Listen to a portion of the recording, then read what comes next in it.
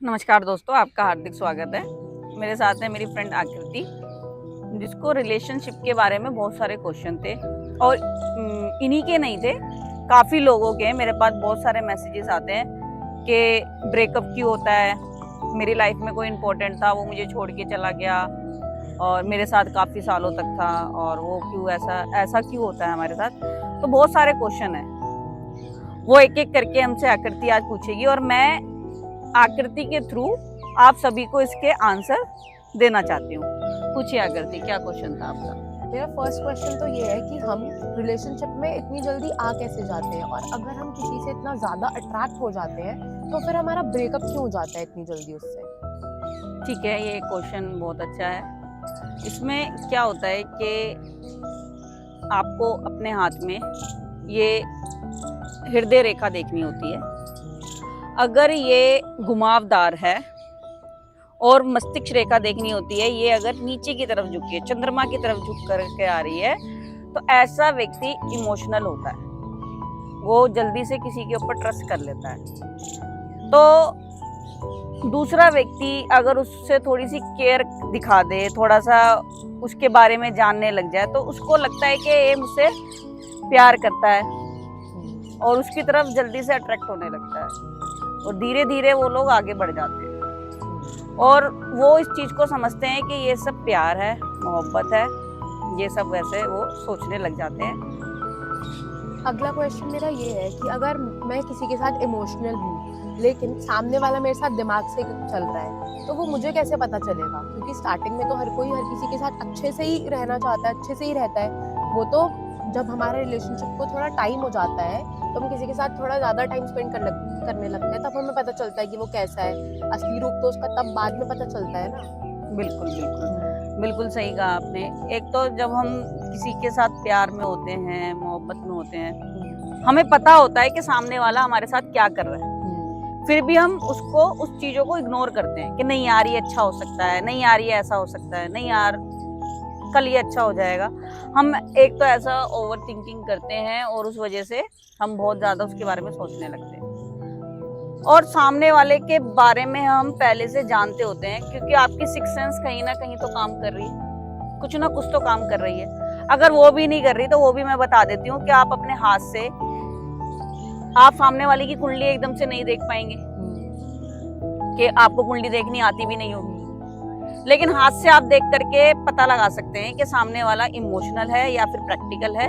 ये चीज आप देख करके पता लगा सकते हैं। तो मैं आपको बता देती हूँ, जब सामने वाले की हृदय रेखा, पहले हृदय रेखा चेक करो, अगर ये बिल्कुल सीधी हो जाए, यहाँ से जा करके बिल्कुल बृहस्पति पर्वत तक आ जाए उसकी हृदय रेखा, और यहाँ से मस्तिष्क रेखा आपकी यहाँ मंगल पर्वत तक चली जाए, तो ऐसा व्यक्ति काफी प्रैक्टिकल होता है। वो आपके साथ दिमाग के साथ चलता है और आपके तरफ जल्दी से इमोशनल नहीं हो पाता। तो जब ऐसा होता है तो कृपया करके एक बारी उसकी, अगर आप उससे सच्चा प्यार कर रहे हो और आप चाहते हो कि वो भी आपसे करे, तो उसके एक बारी हाथ भी आप चेक कर लो। भाई मैं इतना ही आपका साथ दे सकती हूँ ना कि आप उसका हाथ देख करके चेक कर सको। बाकी आप उसके साथ ज्यादा इमोशनल अटैच्ड हो, कुछ भी है, तो ये तो फिर एक तो इमोशनल होना अच्छी बात है, लेकिन इमोशनल फूल होना वो आपके ऊपर है, वो गलत बात है। इमोशनल होना अच्छी बात होती है, लेकिन तुम इमोशनल फूल हो जाओ तो उसमें ना ज्योतिष कुछ कर सकता, ना हस्तरेखा कुछ कर सकती, ना आपके घर वाले कुछ कर सकते। ये आपके ऊपर होगा।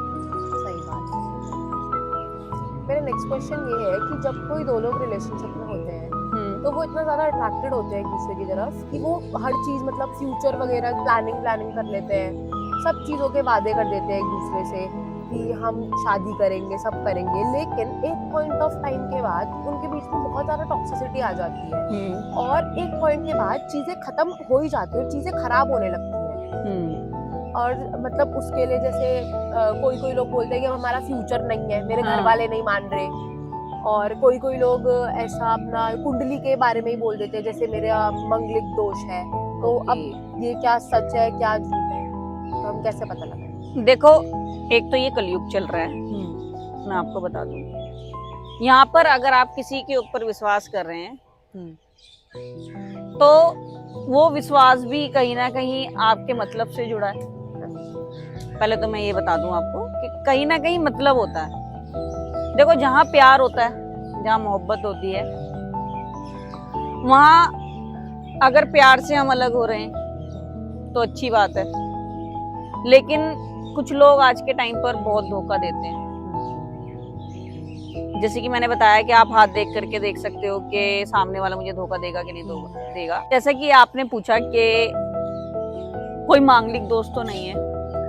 देखो, आज के टाइम पे जो सबसे इम्पोर्टेंट है वो है राहु। अगर किसी व्यक्ति की कुंडली में राहु सप्तम भाव में हो, सप्तम भाव जो होता है कुंडली का, मैरिज वाला हाउस होता है, और लगन में राहु हो, वो तब भी वो सप्तम हाउस को देखता है। तो जब राहु का कनेक्शन सप्तम भाव से आ जाता है तो वो रिलेशनशिप को तुड़वा देता है, क्योंकि वो उसकी जो इच्छा होती है ना, वो एक के ऊपर टिक के रहने वाली नहीं होती। वो आपको पसंद करेगा, किसी और को पसंद करेगा। आप चाहे कितने भी गहरे विश्वास के साथ हो, गहरा प्यार हो आपके बीच, वो लेकिन कहीं ना एक दिन आपके बीच में तनाव आ ही जाए। कहीं कुछ ना कुछ ऐसी चीजें बना देता है कि आपको वहां पर आप कंफ्यूज होने लगते हैं। जब आपकी फैमिली तक बात ऐसी पहुंचती है कि फैमिली में आप शादी की बातें कर रहे हैं, तो फिर फैमिली वाले क्या करते हैं, उसको थोड़ा सा भड़काते हैं, व्यक्ति को भड़क जाता है कि हाँ मेरी मम्मी सही कह रही है, मेरे पापा सही कह रहे हैं, हमारी कुंडली नहीं मिल रही है। तो कई बार ऐसा होता है कि जब व्यक्ति की कुंडली में मांगलिक दोष होता है तो तब भी रिलेशन टूट जाता है। लेकिन मांगलिक दोष आपके रिलेशन नहीं तोड़वाता इतने जितने शादियां तोड़वाता है। तो ये तो कहने वाली बातें हैं कि आप मंगली हो और मेरे घर वाले नहीं मान रहे, हमारी कुंडली नहीं मिल रही। तो मैं आपको बता दूं, मंगली दोष भी समाप्त हो जाता है, ऐसा कोई नहीं होता। अगर आपके लगन में मंगल बैठा है, दूसरे हाउस में मंगल बैठा है, चौथे घर में है, आपके 7वें घर में, 8वें घर में, 12वें घर में है मंगल, तो आप मांगलिक हो गए। अगर सामने वाला मांगलिक नहीं है लेकिन उसके इसी सेम हाउस में कोई क्रूर ग्रह बैठ जाए तो ये दोष समाप्त हो जाता है। आपको कोई पूजा कराने की भी जरूरत नहीं होती। ये तो खैर बातें इतनी बन जाती हैं, लेकिन ये कोई मंगली दोष आपको नुकसान पहुंचाएगा, ये करेगा, इसकी वजह से शादियां टूट जाएंगी, ये सब होगा, और सामने वाला आपको ये बातें बोल करके आपको छोड़ देता है, तो ये बहुत गलत बात है। ऐसा कुछ नहीं होता। अगर आपके कुंडली में राहु आपको कंफ्यूज करता है, और वो सबसे ज्यादा प्रॉब्लम वही क्रिएट करता है। और सामने वाले का मैंने आपको जैसे बताया कि उसकी हस्तरेखा देख करके भी आप पहचान सकते हो व्यक्ति कितना प्रैक्टिकल। तो जहां अगर राहु का संबंध आ जाए सप्तम हाउस से, और या फिर केतु का भी संबंध आ जाए सप्तम हाउस से, उनकी दृष्टियां पड़ जाएं, तो कहीं ना कहीं रिलेशन टूट जाता है। शनि, बहुत से लोग इसको शनि को बोल देते हैं कि शनि ने आपका रिलेशन, शनि आपको प्यार मोहब्बत इन सब में नहीं तुड़वाता, वो आपसे मेहनत करवाता है। आप जिस कार्य में हैं, आप न्याय के प्रति कितने आगे बढ़ सकते हैं, आप किसी के साथ हेल्प कितनी कर सकते हैं, आप जो नौकरी कर रहे हैं उसमें आपकी प्रॉब्लम क्रिएट करता है शनि। लेकिन किसी का रिलेशन तोड़ने में विश्वास नहीं रखता शनि। तो मोस्ट ऑफ जो मेरा जो एक्सपीरियंस है कुंडली देखने के बाद, हाथ देखने के बाद, अगर व्यक्ति हाथ से प्रैक्टिकल है, जैसे कि मैंने आपको बता दिया, और वहां पर अगर राहु परेशान कर रहा है, तो समस्या यहाँ पैदा होती है, और कहीं ऐसी कुछ नहीं होता। बाकी तो आजकल तो मतलब की दुनिया है, कलयुग है, तो कोई कुछ भी कर सकता है। पता नहीं कौन कितना उसको पता है, सामने वाले को पता है कि मैं उसके साथ गलत कर रहा हूँ, लेकिन इतना लालच भर जाता है व्यक्ति के मन में कि वो उसको छोड़ के कहीं और चला जाता है। अगर दूसरा उसको थोड़ा सा भी कुछ ज्यादा कुछ पैसों का लालच दे दे, गाड़ी घोड़ा इस सब की आपको लालच दे दे, तो वो आपको छोड़ के चला जाता है। तो कहीं ना कहीं राहु लालची बना देता है, कहीं ना कहीं ये राहु यहाँ पर ये सब चीजें क्रिएट कर रहा है। और कलयुग में तो कुछ भी हो सकता है।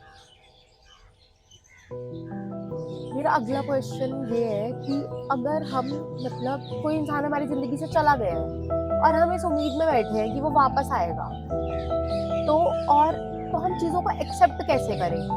हमें पता है कि वो नहीं आएगा, लेकिन कहीं ना कहीं हमारा दिल वो चीज एक्सेप्ट नहीं कर पा रहा, तो हम कैसे उस चीज को एक्सेप्ट करें? देखो, ये तो आपको एक्सेप्ट करना पड़ेगा। जैसे कि पहले मैंने बोला कि एक तो आप इमोशनल हो और एक आप इमोशनल फूल हो। अगर आप इमोशनल हो तो आप अपने आप को कवर कर लेते हैं कि हाँ अब हमें आगे बढ़ना चाहिए, मूव ऑन करना चाहिए। लेकिन आप फिर भी नहीं कर पा रहे तो इमोशनल फूल हो आपको सब कुछ पता होते हुए भी आप उसी चीज को सोचे जा रहे हो, तो वो आपकी गलती है, सामने वाले की गलती नहीं है, क्योंकि वो तो मूव ऑन कर गया।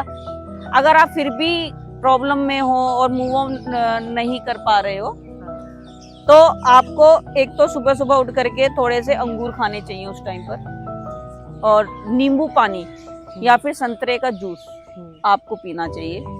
नींबू हल्का होना चाहिए, ज्यादा नहीं होना चाहिए। तो ये अगर आप सुबह उठ करके थोड़ा सा अंगूर खाएं और नींबू पानी पिएं, तो इससे जो आपका जी जो मचलाया रहता है, सामने वाले को आप ज्यादा सोचते हो, तो वो समस्या आपकी चलती रहती है। डिप्रेशन फील होने लगता है एक टाइम पे जाकर के, आपको डिप्रेशन होने लगता है। तो मैं तो इसमें यही कहूंगी कि एक तो आप ध्यान करें, ओम मंत्र का ध्यान करें और गायत्री मंत्र का भी आप जप करें, तो इससे आपको बहुत जल्दी आसानी होती है, रिलैक्स होता है आपको।